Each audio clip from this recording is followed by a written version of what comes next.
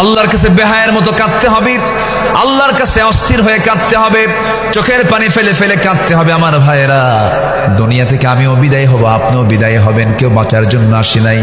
যে কোনো মুহূর্তে দুনিয়া থেকে বিদায় নিয়ে নেব। মৃত্যু কিন্তু সহজ কোনো বিষয় নয়। ইদ্রিস আলাইহিস সালাম একদিন বলছেন, আল্লাহ মৃত্যুর যন্ত্রণা কেমন আমাকে একটু দেখায় দাও তো, আমি একটু দেখতে চাই। মালাকুল মউত পাঠায় দিলেন, তার জান কবজ হয়ে গেল। আল্লাহ পাক তাকে আবার জিন্দা করলেন।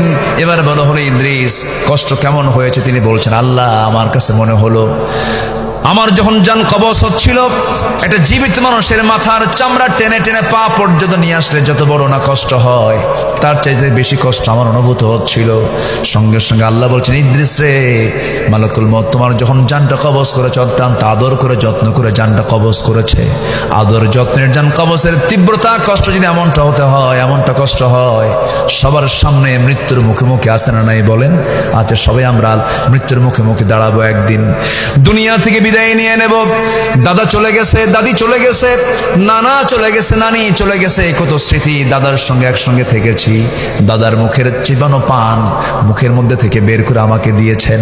কত সুন্দর সময়গুলো পার করেছি। সে দাদাটা চলে গেল।